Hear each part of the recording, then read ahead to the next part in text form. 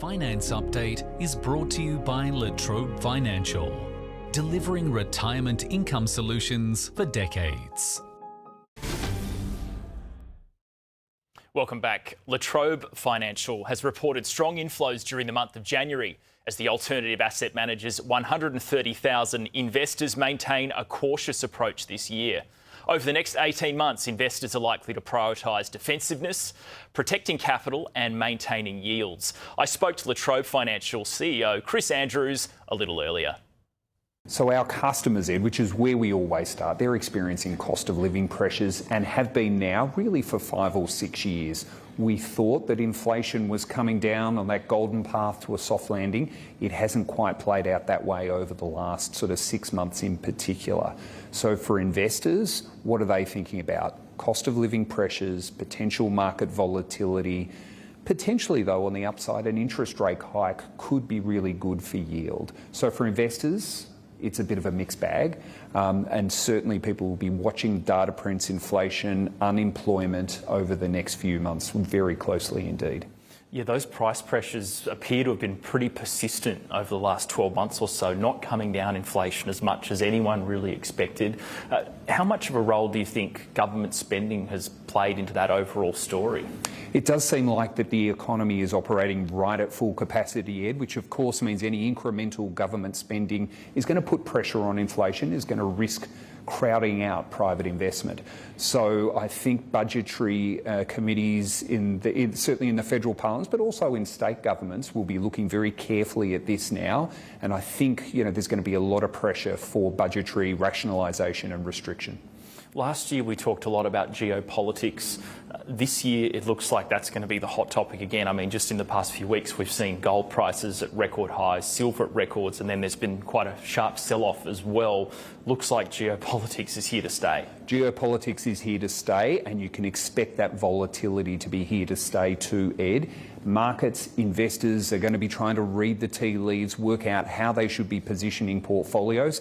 There was a big move into those sort of quote-unquote safe haven commodities, and I think you can expect to see that as a thematic in markets and for investors over the next 12 or 18 months. Investors will be prioritising defensiveness, prioritising protection of capital and prioritising yield. So we might see a lot more talk about dividend payments and those sorts of things starting to move back into the lexicon. So when investors are prioritising those sort of defensive things, are they still feeling pretty confident overall about how everything else is going? So we see our investors now, Ed, and we've got about 130,000 of them. When we talk to them, we're feeling caution. I wouldn't say fear, I wouldn't say panic, I'd just say caution. Asset prices have run very high over the last 3 or 4 years, and we've seen that really across markets, globally. So what we're seeing now with investors is maybe a move back to a more balanced, maybe taking a few profits from some of their better performing investments and investing it more into yield delivering investments. And that seems to be a strategy we're seeing playing out across certainly individual investors, but of course across our financial advisor partners as well. Yeah, we've definitely seen commodity traders taking some profits off from gold and silver. But what are your key priorities for this calendar year?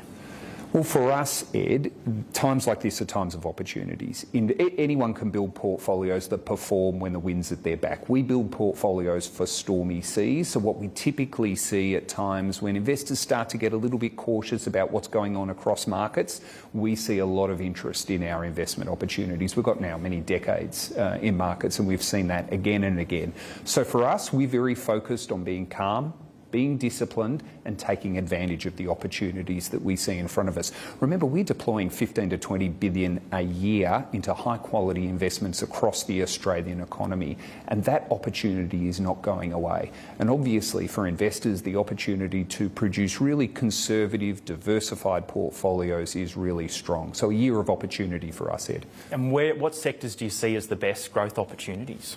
We still like Australia's small and medium business sector. It's long been a part of the Australian economy that we think is underrated, undervalued by many. We see wonderful investment opportunities, if you like, in those mum and dad businesses that are busy filling in the cracks of the Australian economy, small construction, infill. There are so many opportunities driven by really strong fundamental demographic drivers that get us very excited, Ed. Last time we spoke, we chatted a little bit about inflows into the funds. How's it been going since then? I think it was about 6 months ago. Yes, that's right. Well, actually, to the point that we were just making, Ed, January has surprised us all. We've seen really strong inflows through January. We've only got a couple of days data in Feb, but it looks like that trend hasn't gone away. So what we're seeing in our inflows is really those big themes playing out. Investors are looking for those dependable parts of their portfolios. So, it's could be an interesting year for the team. And how confident are you then feeling about this year? Oh, we're excited. No, I've got to say we're excited. The opportunity for private credit is now an entrenched part of Australia's financial services infrastructure, our capital market infrastructure. Yet really we've only just scratched the surface of the opportunity. So for us, we see an incredible opportunity to put before investors really good high quality portfolios that will deliver for them through a more complex macro environment.